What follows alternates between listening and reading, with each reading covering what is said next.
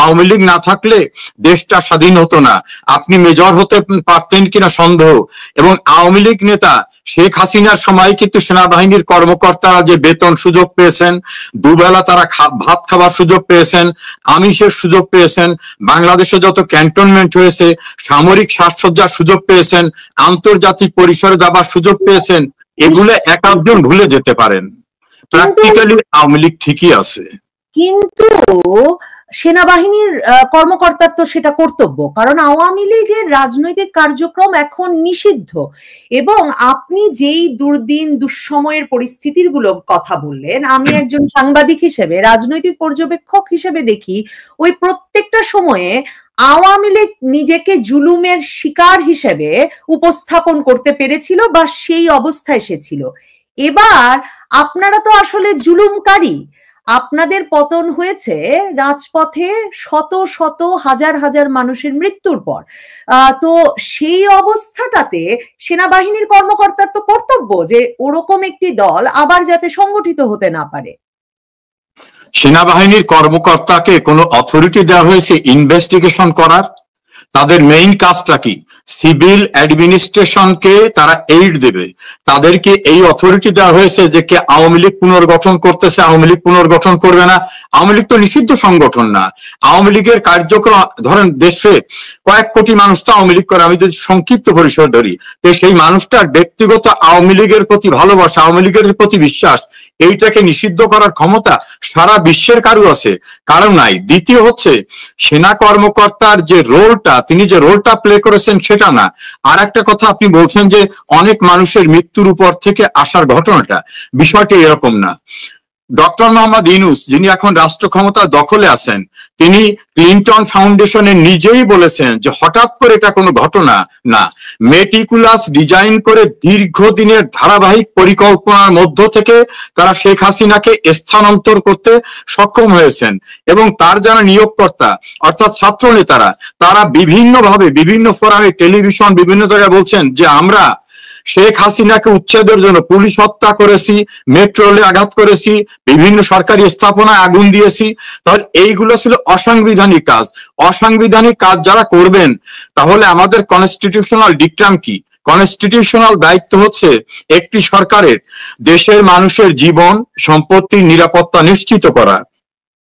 যখন ল enforcing agency দেখছে যে সরকারের বড় প্রতিষ্ঠান, সরকার নেতা রাষ্ট্রের প্রতিষ্ঠান ভেঙে ফেলা হচ্ছে, পুলিশকে হত্যা করা হচ্ছে, বিভিন্ন জায়গায় আগুন দেওয়া হচ্ছে, তখন কিন্তু আত্মপক্ষ সমর্থনের জন্য তাদেরও সুযোগ রয়েছে ওই সকল ঘটনা যারা ঘটাচ্ছে, নাশকতা করছে, তাদেরকে প্রতিরোধ করার জন্য বিভিন্ন ব্যবস্থা নেওয়া। যখন তারা দেখছে যে পুলিশকে মেরে টাঙিয়ে রাখছে, তখন কিন্তু তাদের উপরে যে হামলা, সেই হামলা রক্ষা করার।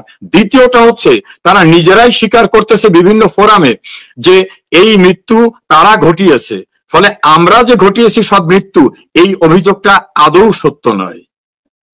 এই যে আপনি আইনের লোক, আইনের ভাষায় কথা বলছেন এবং আইনগত যুক্তি উপস্থাপন করছেন, কিন্তু আদালতে তো আপনারা দাঁড়াতে পারছেন না। এই যে আপনি বললেন আপনাদের ১.৫ শতাধিক এমপি গ্রেফতার আছেন, মন্ত্রীরা গ্রেফতার আছেন, আওয়ামী লীগের নেতা কর্মীরা তো গ্রেফতার আছেনই। কারো পক্ষে, মানে আইনজীবীরা বিভিন্ন জায়গায় এখন পর্যন্ত এমনকি অনেক বড় নেতাদের পক্ষেও কেউ দাঁড়াতে ভয় পাচ্ছেন। যেসব আইনজীবীরা দাঁড়াচ্ছেন তাদের বিরুদ্ধে আবার মামলা হচ্ছে, আইনজীবীদেরকে জামিন না দিয়ে কারাগারে পাঠিয়ে দেওয়া হচ্ছে হত্যা মামলা দিয়ে, এসব ঘটনা ঘটছে। কাজে এইসব আইনি যুক্তি আপনারা আসলে কোন ফোরামে উপস্থাপন করবেন? মানে আপনাদের পতনটা তো অনেকটা এমন হয়েছে যে কোথাও আর আপনারা নাই। দেখুন, আমি একটু মনে করিয়ে দিই, আওয়ামী লীগের প্রাণপুরুষ বঙ্গবন্ধু শেখ মুজিবুর রহমানকে মৃত্যুদণ্ড দেওয়া হয়েছিল, মৃত্যুদণ্ড কার্যকর করার সিদ্ধান্ত হয়েছিল।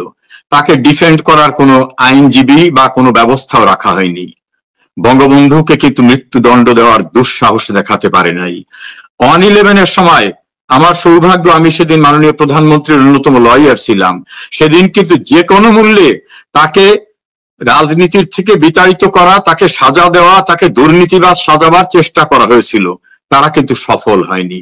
আজকে বাংলাদেশের জুডিশিয়ারিটাকে টোটালি দখল করে 93 জন আইনজীবীর বিরুদ্ধে মামলা করে তাদেরকে জেলখানায় পাঠিয়ে দেওয়া, হাইকোর্টের আগাম জামিনকে উপেক্ষা করে পরবর্তীতে হাইকোর্ট জামিন দেওয়ার পরেও অ্যাপিলেট ডিভিশন তাদের জামিন আটকে দেওয়া, এবং আমাদের দেশে সিনিয়র লয়ার যারা কোর্টকে ডিফেন্ড করতে পারে সবাইকে মামলায় আসামি করে, এমনকি সুপ্রিম কোর্টের আপিল বিভাগের জ্যেষ্ঠ বিচারপতি এম এনায়েতুর রহিমের বিরুদ্ধে হত্যা মামলা দেওয়া, জাতীয় সংসদের স্পিকারের বিরুদ্ধে হত্যা মামলা দেওয়া সহ এ জাতীয় যে সকল মামলা করে সারা বাংলাদেশকে মামলার মধ্য দিয়ে একটা নির্যাতন করে একটা দখলবাজ ব্যক্তিরা টিকে থাকার চেষ্টা করছেন।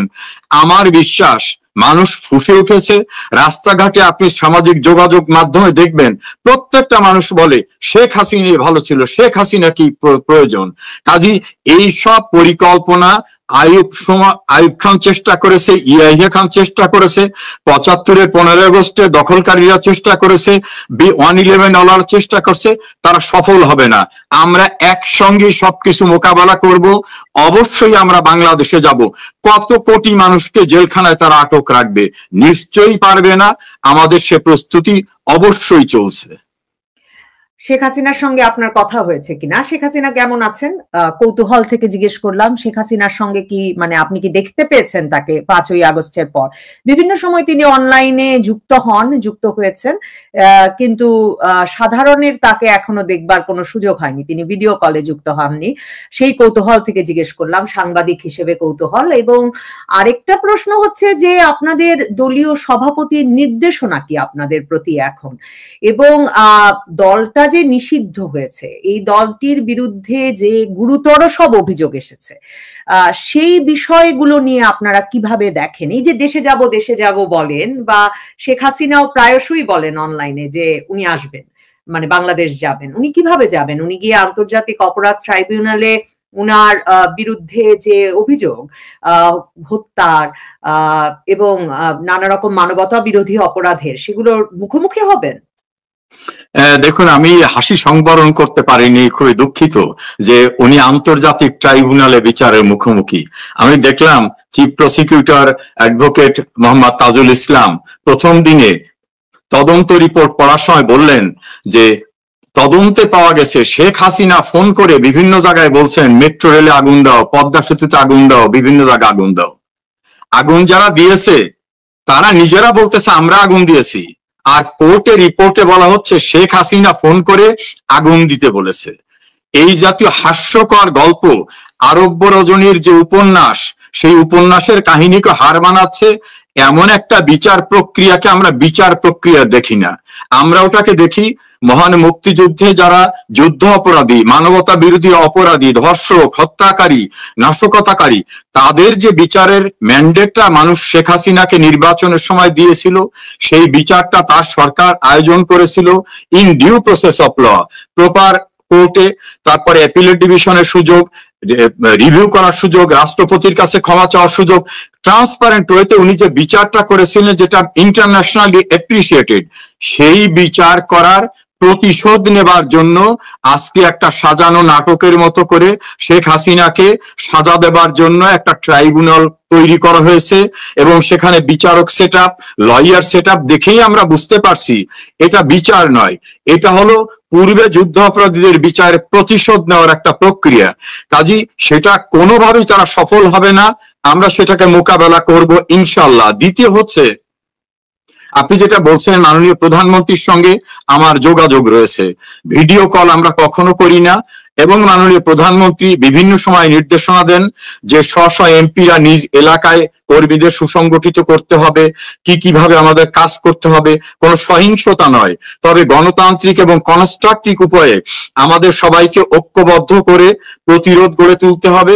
সেভাবে তিনি বিভিন্ন নির্দেশনা দেন। সেই নির্দেশনা শুধু আমাদের বিচ্ছিন্নভাবে না, একটা গ্রুপ করে, টেলিগ্রাম গ্রুপ করে, বিভিন্ন গ্রুপ করে প্রতিটি জেলায় প্রতিটি কমিউনিটিকে, লয়ার কমিউনিটি, সাংবাদিক কমিউনিটি, দলের নেতৃবৃন্দ সবখানি তিনি সক্রিয় আছেন, এবং ওনার সঙ্গে কথা বলে ওনার অ্যাক্টিভিটিস দেখে আমার বিশ্বাস জন্মেছে যে আমাদের চেয়ে অনেক বেশি প্রাণ অফুরান শক্তির অধিকারী উনি, এবং ওনার দৃঢ়চেতা যে মানসিকতা, ওনার যে অদম্য বিশ্বাস এবং শক্তি, আর ওনার যে দূরদৃষ্টি, অতীতে আমি খুব কাছের থেকে ওনাকে দেখেছি। ইনশাআল্লাহ ওনার পরিকল্পনা উনি সফলভাবে করতে পারবেন, এটা আমার বিশ্বাস। উনি নেতা কর্মীদের যেভাবে অ্যাডভাইস করা দরকার, কারণ আওয়ামী লীগের প্রাণ শক্তি তো শেখ হাসিনা, উনি সেভাবেই কাজ করছেন, সেভাবেই আমাদেরকে পরামর্শ দিচ্ছেন, উনি খুবই ভালো আছেন। এই ক্ষেত্রে মানে আপনি আইনের মানুষ, মানে বারবার এই নিষিদ্ধ প্রসঙ্গে এই জন্য যাচ্ছি যে দেখুন, ডক্টর মোহাম্মদ ইউনূস এখন যিনি সরকার প্রধান, তিনি সরাসরি আন্তর্জাতিক ফোরামে এবং দেশের ভেতরেও বলেছেন যে এই যে বাংলাদেশের নিরাপত্তা বিঘ্নিত করছে আসলে আওয়ামী লীগ, হ্যাঁ, এবং আওয়ামী লীগ এর শক্তিটা বাংলাদেশের ভেতরে নানা রকম নাশকতা তৈরির চেষ্টা করছে। আপনারা অভ্যুত্থানের পক্ষের ব্যক্তিদের, ছাত্র জনতার, ছাত্রদের বিশেষভাবে নিরাপত্তার জন্য আপনারা একটা হুমকি, বাংলাদেশের নিরাপত্তা এবং স্থিতিশীলতার জন্য আপনারা একটা হুমকি। সেটা একটা বড় কারণ কেন বাংলাদেশের বর্তমান সরকার আওয়ামী লীগের কার্যক্রম নিষিদ্ধ করলো। তো আপনারা সেটা না শুনে এই যে দলটাকে ক্রমাগত সংগঠিত করার চেষ্টা করে যাচ্ছেন, কিংবা বাংলাদেশে বিচার প্রক্রিয়াটা শেষ হওয়ার জন্য যথেষ্ট সময় দিচ্ছেন না, এটা কি মানে আপনি আইনের লোক, আপনার কাছে সঙ্গত মনে হচ্ছে কিনা?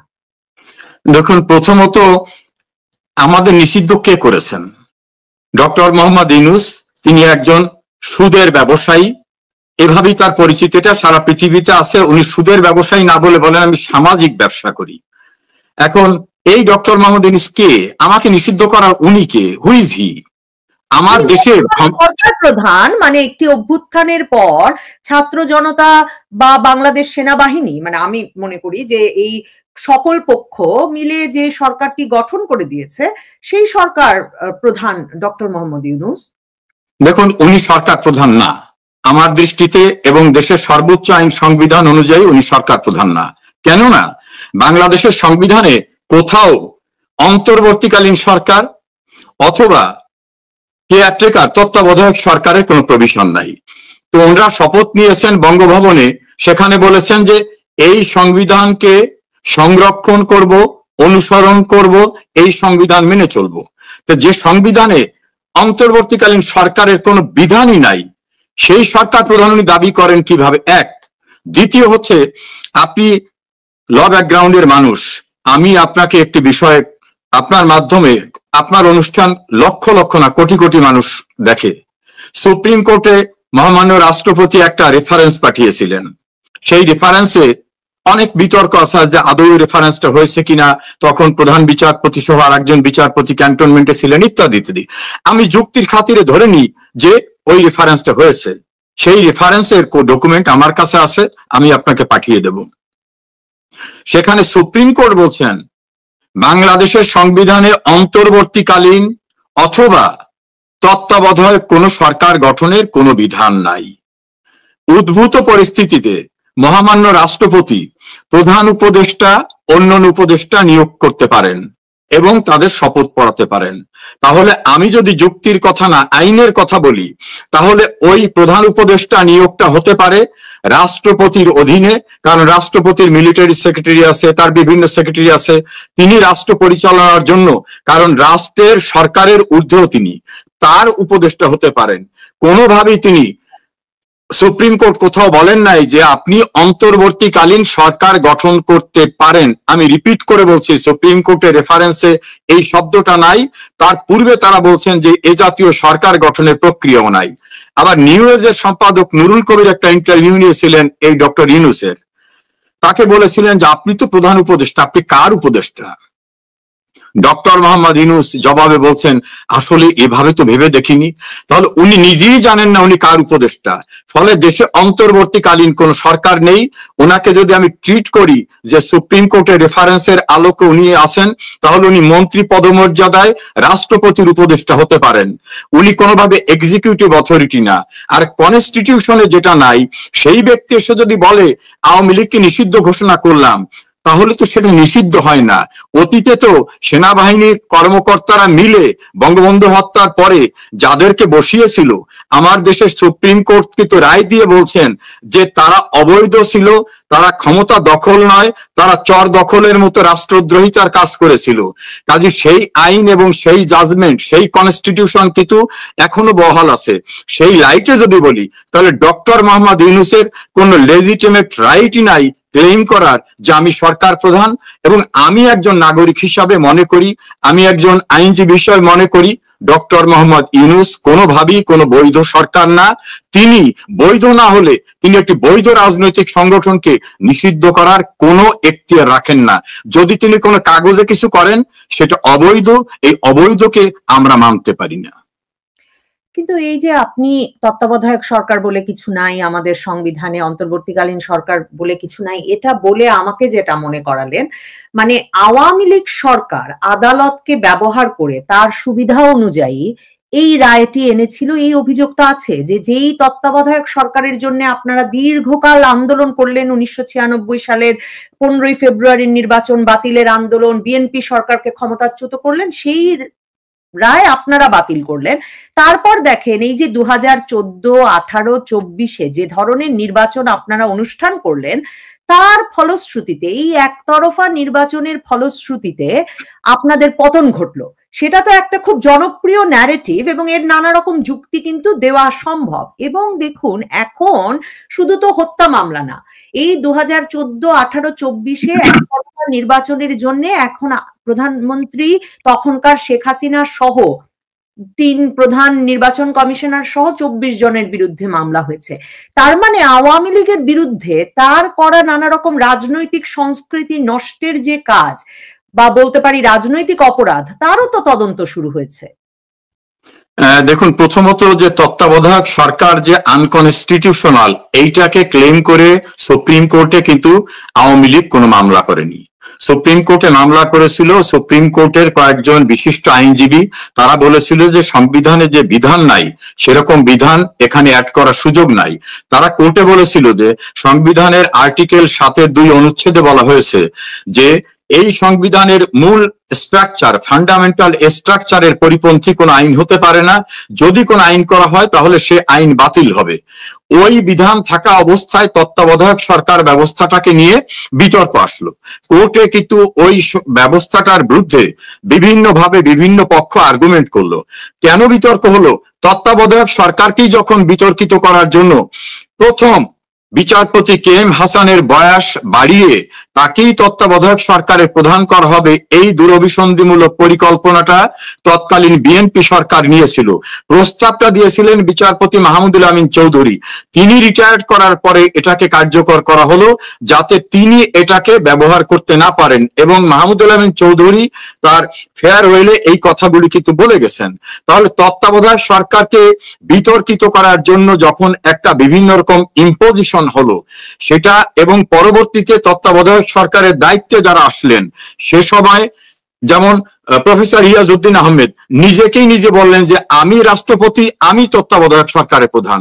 হাইকোর্টে একটা রিট করলেন doctor Kamal Hossain, barrister Amirul Islam, professor Badruddoza Chowdhury, সবাই মিলে। তখন হাইকোর্টকে তারা ব্যবহার করে বললেন, বিচারপতি আওলাদ আলী রুল দিতে চাইলেন, অ্যাটর্নি জেনারেল বললেন যে বিকালে রুলটা দেন। বিকেলে এসে বললেন বিচারপতি সৈয়দ জিয়ার মুদাসসির, প্রধান বিচারপতি, তিনি এই চিরকুটে লিখে দিয়েছেন এই কোর্টে মামলা শুনানি হবে না। তখন কিন্তু অন-11 পরিস্থিতির সৃষ্টি হয়।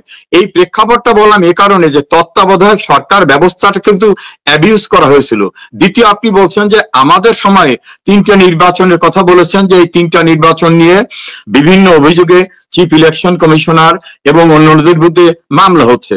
আমি তো আপনাকে একটু পিছনে নিয়ে যেতে চাই। যদি নির্বাচনের কোনো ত্রুটি নিয়ে মামলা হয়, তাহলে যে নির্বাচনে 120% ভোট কাস্ট হয়েছিল হ্যাঁ না ভোট জিয়াউর রহমানের, সেই নির্বাচনটাও কি আলোচনায় আসার অবকাশ রাখে না? যে নির্বাচনে বিচারপতি আব্দুর রউফ মাগুরা নির্বাচন কেলেঙ্কারির পরে ঢাকা এসে অসহায়ের মতো অবস্থায় পড়েছিলেন, যে নির্বাচনে রমনায় মোসাদ্দেক আলী ফালুকে নির্বাচিত করার ঘটনা নিয়ে দুঃখজনক ঘটনা ঘটেছিল, যে নির্বাচনে 2 দিন পরে নির্বাচনের রেজাল্ট পাবলিকেশনস এর রাতে গণমাধ্যম কর্মীদের বের করে দিয়ে 2 দিন পরে জেনারেল এরশাদ ঘোষণা দিয়েছিলেন টেলিভিশনের মাধ্যমে যে এরা এখন নির্বাচিত হলো। যে নির্বাচন 15ই ফেব্রুয়ারি হয়েছিল, যেখানে কেউ না যাওয়ার পরও নির্বাচন হয়েছিল, সে সময়ও তো কেউ না কেউ চিফ ইলেকশন কমিশনার ছিল। এইরকম অসংখ্য ঘটনা আছে যে ঘটনার ভিতর থেকে এই আলোচনা আসবে। আর নির্বাচন নিয়ে কোনো বিতর্ক থাকলে তার, আপনারা যে নির্বাচনগুলো করেছিলেন 14, 18 আর 24-এ, সেগুলো তার মানে ওই নির্বাচনগুলোর সমতুল্য, সেটা তো স্বীকার না, আমি সমতুল্য বলছি না। আমি বলছি যে কোনো নির্বাচনের ত্রুটি নিয়ে মামলা করার সুযোগ আছে ইলেকশন ট্রাইব্যুনালে।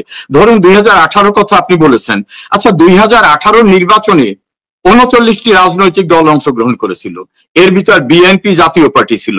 বিএনপির যারা এমপি নির্বাচিত হয়েছিলেন, BNP, Gonoforum, Jasad, workers party, Najibul Bashar ভান্ডারীর দল, সবাই তো বিএনপির লোকেরা তো সেই নির্বাচনে অংশগ্রহণ করেছিল এবং তারা সেই নির্বাচনকে একসেপ্ট করে পার্লামেন্টও তো তারা ছিলেন, পার্লামেন্টের ফ্যাসিলিটিস নিয়েছেন, ট্যাক্স ফ্রি গাড়ি এনেছেন, এমপি হিসাবে সুযোগ সুবিধা নিয়েছেন।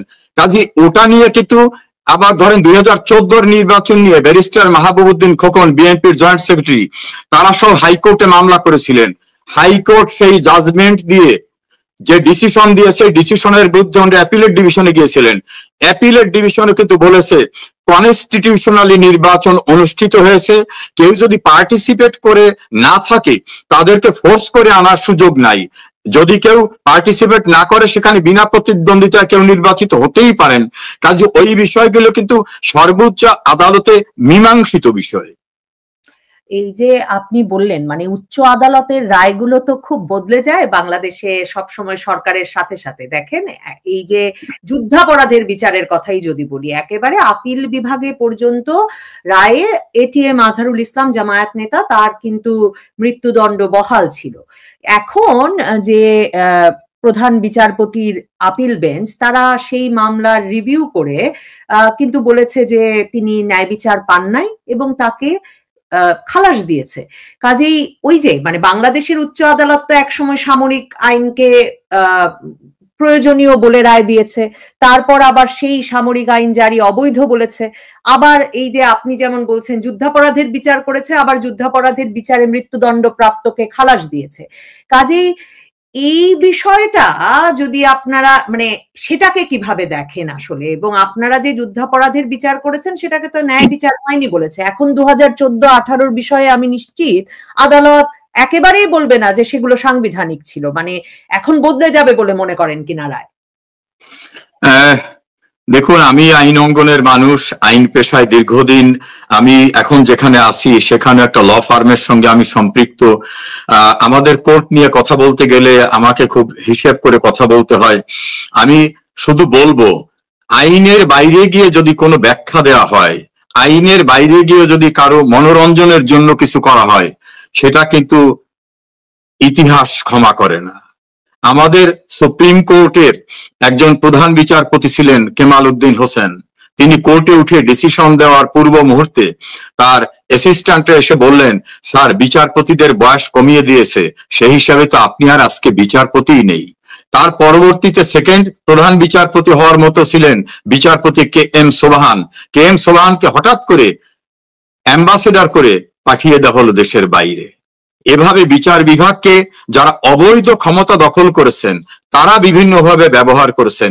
গণতান্ত্রিক প্রক্রিয়ায় যারা সরকার এসেছেন তারা বিচার বিভাগকে এ জাতীয় খুব ন্যাকেটলি কখনো ব্যবহার করেননি। আওয়ামী লীগ সরকার আমলে আমি দুটো উদাহরণ বলবো। সিটিং প্রাইম মিনিস্টার শেখ হাসিনার বিরুদ্ধে আদালত অবমাননার মামলা হয়েছিল। সেই অবমাননার মামলায় সুপ্রিম কোর্টের আপিল বিভাগ বিভিন্ন মন্তব্য করেছেন। হাইকোর্টের বিচারপতি সৈয়দ আমিরুল ইসলামের কোর্টে আরেকটি মামলা ছিল, সেখানেও তারা তাদের মতো করে জাজমেন্টে তাদের অভিমত ব্যক্ত করেছেন। একদিনের জন্য কোনো বিচারপতিকে বলা হয়নি আপনি এই মামলা শুনবেন না, এই মামলায় কোনো জাজমেন্ট দেবেন না। শেখ হাসিনা কিন্তু সেটা রক্ষা করেছে। আপনি বলেছেন বিচার অঙ্গনকে ব্যবহার করা। আমার জানা মতে শেখ হাসিনার সবচেয়ে আগ্রহ ছিল সংবিধানের 16 সংশোধনী মামলা।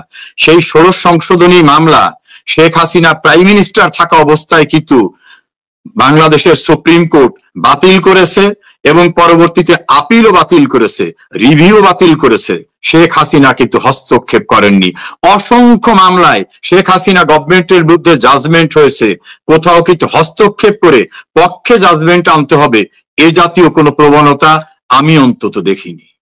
মানে আপনি মনোরঞ্জন বলছেন, আমি মনোরঞ্জনের সাথে ভয় যুক্ত করি। এই যে মনোরঞ্জনের জন্য বা ভয় দেখিয়ে রায় আনা, আদালতের পরিবেশ নষ্ট করা, সেটা আপনি দেখেননি বলছেন, কিন্তু আমার মনে পড়ছে অসংখ্য টকশো সে সময় আমরা করেছি বিচারপতি এস.কে. সিনহাকে পদচ্যুত করতে।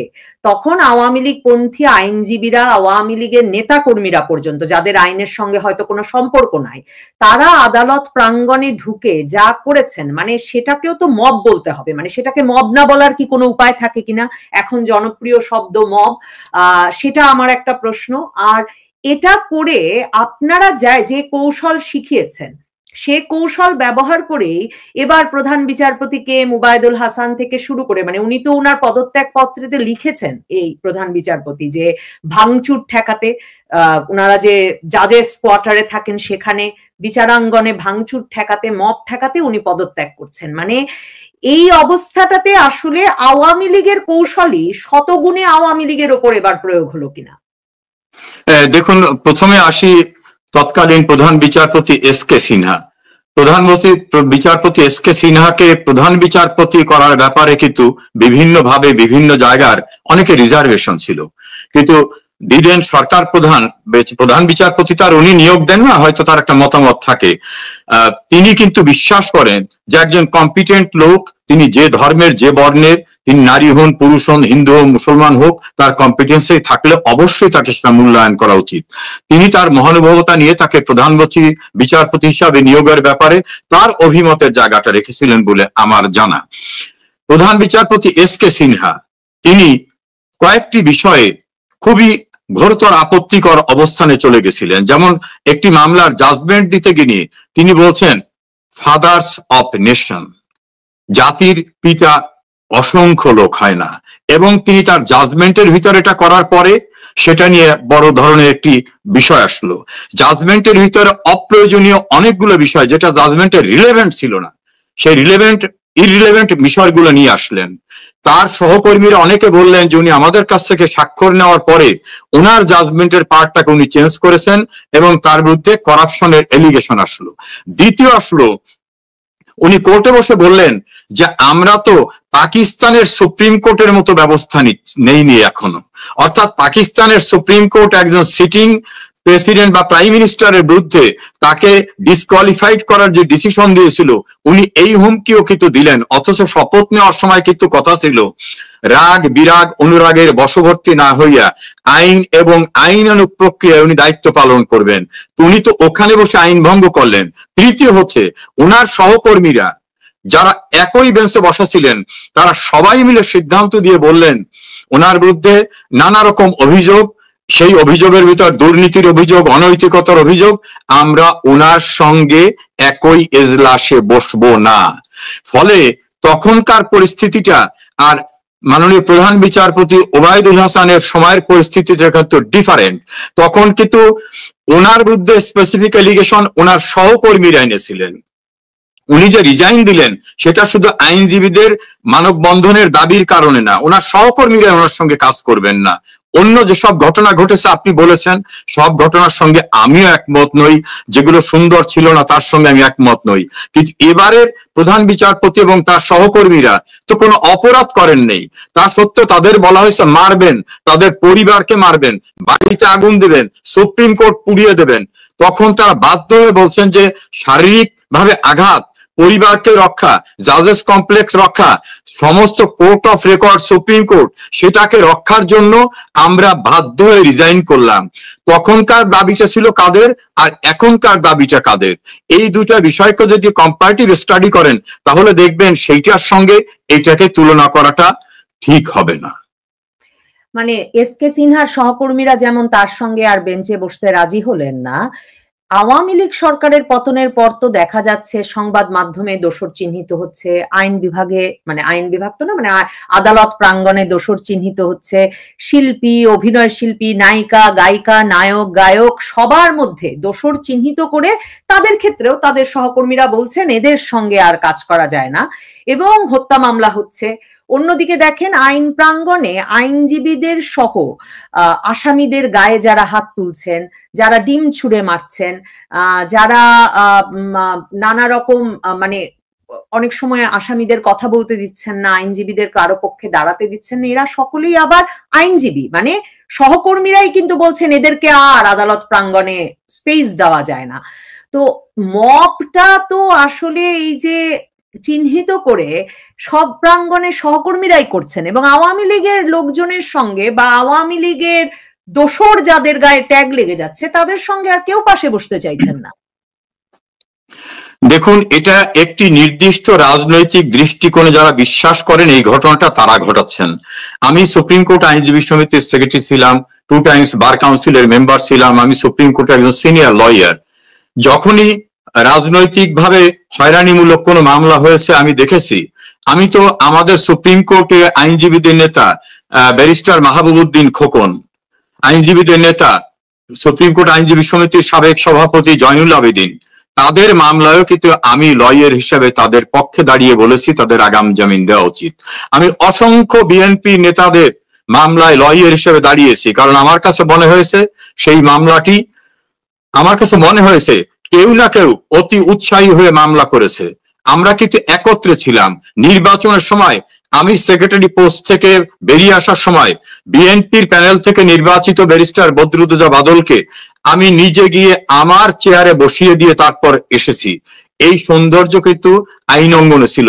ডক্টর কামাল হোসেন, ব্যারিস্টার সৈয়দ ইশতিয়াক আহমেদ, রুকনুদ্দিন মাহমুদ, আমিরুল ইসলাম, এরকম যারাই ছিলেন প্রমিনিটে, আমি যেদিন সেক্রেটারি হই আমাকে অভিনন্দন জানিয়েছিলেন টি.এইচ খান, যিনি জাতীয়তাবাদী আইনজীবী ফোরামের নেতা ছিলেন। আমাকে অভিনন্দন জানিয়েছিলেন খন্দকার মাহবুব হোসেন, খন্দকার মাহবুদ্দিন আহমেদ।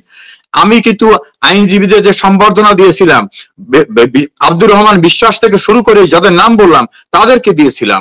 আমরা ওই জায়গাটাকে রক্ষা করেছি, কারণ একটা ডেমোক্রেটিক অ্যাটমসফিয়ার ছিল। সেই অ্যাটমসফিয়ারটা নষ্ট হয়ে গেছে।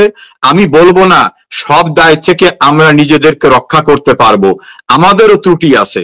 তবে সাম্প্রতিক সময়ে যে ঘটনাগুলো ঘটছে, ধরেন আনিসুল হক, তিনি 40 বছরের ঊর্ধ্বে আইন পেশায় ছিলেন, তিনি একজন সিনিয়র সিটিজেন, তাকে কোর্টের ভিতর মারা হচ্ছে এবং লয়াররা মারতেছে। একজন বীর মুক্তিযোদ্ধা হাসানুল্লাহ কিনু, তাকে হ্যান্ডকাপ পরা অবস্থায় তাকে মারা হচ্ছে। সুপ্রিম কোর্টের অ্যাপিলেট ডিভিশনের রিটায়ার্ড বিচারপতি শামসুদ্দিন চৌধুরী মানিক, তাকে মারতে হয়েছে, এমন ভাবে মেরেছে যে তাকে সার্জিক্যাল ট্রিটমেন্ট করতে হয়েছে। কোর্টের ভিতরে আমির হোসেন আমুল লয়ার স্বপনকে মেরে রক্তাক্ত করে কোর্ট থেকে বের করে দেওয়া হচ্ছে। সুপ্রিম কোর্টের সিনিয়র সব লয়ারদেরকে ফিজিক্যালি অ্যাসল্ট করা হচ্ছে। এই যে কালচারটা, এই মব কালচারটা কিন্তু আমরা যখন সুপ্রিম কোর্টে অ্যাক্টিভ ছিলাম অথবা আমরা ক্ষমতায় ছিলাম তখন কিন্তু একজনও বিএনপির কোন আইনজীবীকে কোর্ট আঙ্গনে অপমান করা বা বিএনপি এত নেতারা কোর্টে গেছে কোনোদিন কোনো অশোভন আচরণ কারোর সঙ্গে করা হয়নি। সাম্প্রতিক সময়ে যেটা হচ্ছে এটা খুবই খুবই দুঃখজনক।